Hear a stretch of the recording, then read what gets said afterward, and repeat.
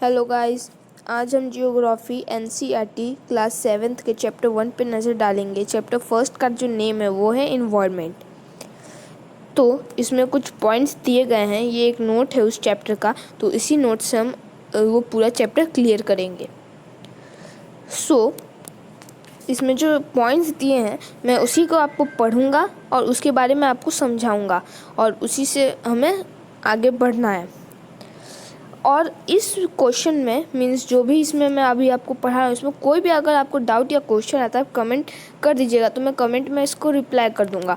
और अगर वो समझाने लायक नहीं होगा कमेंट पे, तो मैं इसके लिए वीडियो भी बना दूँगा और वीडियो बनाने के बाद आप उस वीडियो को चेक कर लेंगे।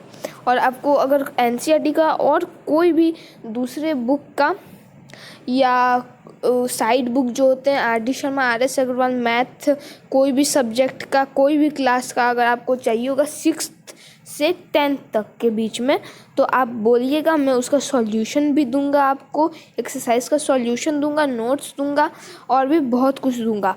और अगर आपको जब एक चैप्टर ख़त्म होगा तो मैं आपके पास एक क्वेश्चन पेपर डालूंगा और जो जो उस क्वेश्चन पेपर को सॉल्व कर लेगा वो कमेंट बॉक्स में प्लीज़ लिखिएगा कि हमने क्वेश्चन पेपर सॉल्व कर लिया है।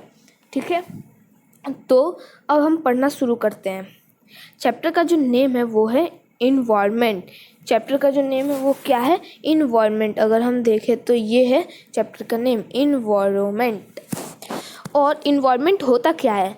तो इन्वायरमेंट कुछ चीज़ें कंसिस्ट करता है, मीन्स उसके अंदर रहता है। वो क्या है? Nature, place, people, things, etcetera.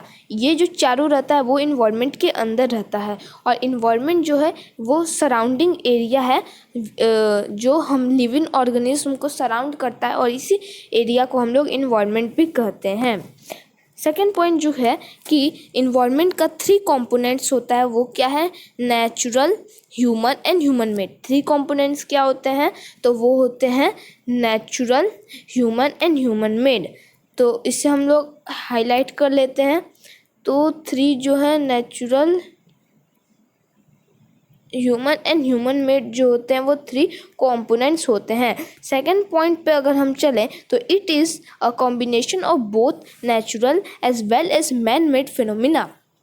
Means जो इन्वायरमेंट है उसमें जो थिंग्स होते हैं वो नेचर के भी होते हैं या तो वो मैन मेड भी होते हैं। यानी कि इन्वायरमेंट जो है नेचुरल थिंग्स और मैन मेड थिंग्स दोनों को कंसिस्ट करता है।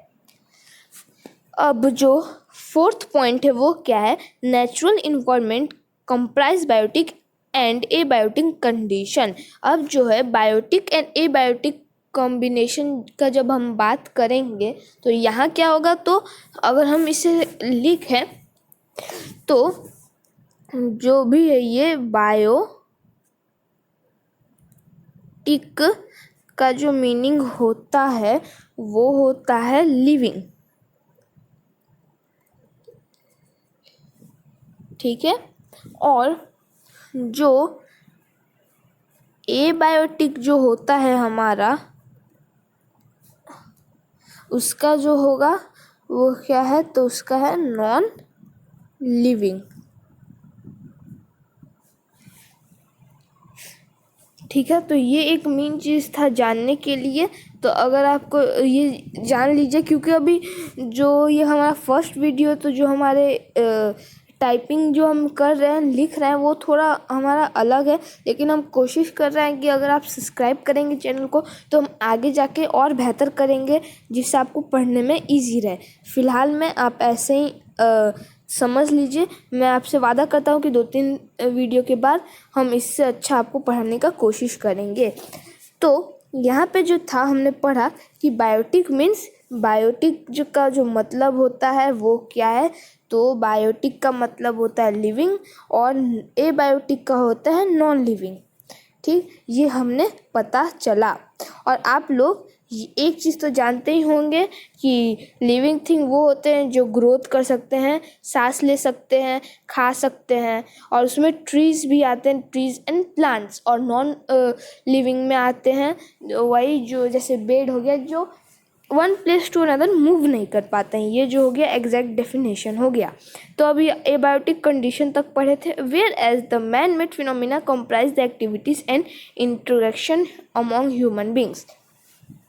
ये भी जान लें कि जो मैनमेड फिनोमिना है वो कंप्राइज करता है, मीन्स मैनमेड फिनोमिना जो है वो कंसिस्ट करता है activities and interactions of human beings among human beings. ये भी हमें याद रखना चाहिए, ठीक है। और जो थर्ड चीज़ अगर हम पढ़ें तो वो है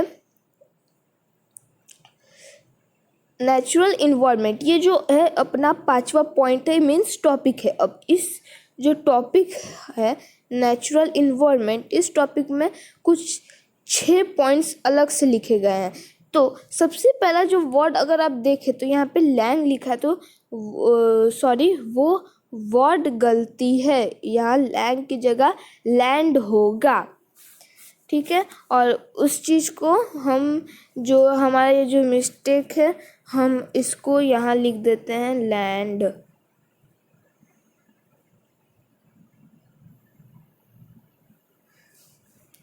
यहाँ पे हम लिख देते हैं इसका लैंड और बता दें कि ये हमारा है, ये जो है इसका बारे में हम लैंड है। तो land, water, air, plants and animals comprise the natural environment. यानी कि जो लैंड हो गया, water, air, plants and animal जो हो गए वो सब नेचुरल इन्वायरमेंट में आते हैं। सेकंड पॉइंट जो है lithosphere, atmosphere, hydrosphere and biosphere are the 4 major domains of the environment. अब 4 डोमेन्स होते हैं, दे आर 4 डोमेन्स। और वो डोमेन्स कौन कौन से हैं? Lithosphere, atmosphere, hydrosphere and biosphere. Underline कर ले। तो ये हैं हमारे 4 डोमेन्स। थर्ड पॉइंट जो है वो हमें लिथोस्फीयर के बारे में बताता है। अगर मैं इसको बिना पढ़े आपको बताऊं तो वो होता है लिथोस्फीयर जो होता है वो सॉलिड क्रस्ट कंटेन करता है और उसका जो सोर्स है वो क्या हो गया? तो वो हो गया हमारा mountain, plateau, valleys and plains. ये हो गया हमारा लिथोस्फीयर का। सॉलिड रॉक्स जो होता है वो कौन कंटेन्स करता है? तो लिथोस्फीयर। हाइड्रोस्फीयर जो हो गया उसके बारे में बात करें तो वो कंसिस्ट करता है वाटर। और एक चीज़ अगर आप देखें तो यहाँ पे हाइड्रो का जो मतलब होता है वो होता है वाटर। तो अगर आपको ये कॉन्सेप्ट याद है तो मैं बोल रहा हूँ कि आपको हाइड्रोस्फीयर का मतलब समझ में आ जाएगा कि hydro is equal to water. और इसके बारे में हम कह सकते हैं हाइड्रोस्फीयर। ये हो गया एटमॉस्फेयर। तो यहाँ पे हाइड्रोस्फीयर का जो सोर्स है वो भी मैं आपको बता दूँ, river, lake, pond, seas, oceans जो है वो हाइड्रोस्फीयर के सोर्सेज में आते हैं। उसके बाद से थर्ड आता है वो है एटमॉस्फेयर। Atmosphere means air. अगर एक चीज़ और आप नज़र डालें तो एटमॉस्फेयर किससे शुरू होता है? तो वो शुरू होता है ए से। और जो हमारा एयर है, अगर हम लिखें AIR, सॉरी, तो एयर का जो फर्स्ट लेटर है वो भी ए है। यानी कि यहाँ पे जो है हमारा A इज इक्वल टू ए। ये एक कॉन्सेप्ट होता है, तो आप इससे भी इसको याद कर सकते हैं। और एक चीज़ जो मेन फंक्शन है जो इसमें अंडरलाइन करवाऊंगा तो वो है it protects us from the harmful rays and scorching heat of the sun. ये हमें हार्मफुल रेज और scorching heat of the sun से भी बचाता है। जो 6th पॉइंट है वो क्या है? बायोस्फीयर। बायोस्फीयर के बारे में शॉर्ट डेफिनेशन अगर हम बताएं तो बायोस्फीयर क्या हुआ? तो बायोस्फीयर में लिथोस्फीयर, एटमॉस्फेयर और हाइड्रोस्फीयर, ये जो तीनों हैं ये तीनों किस में है? तो ये तीनों अगर हम देखें तो हैं, ये तीनों जो हैं वो है बायो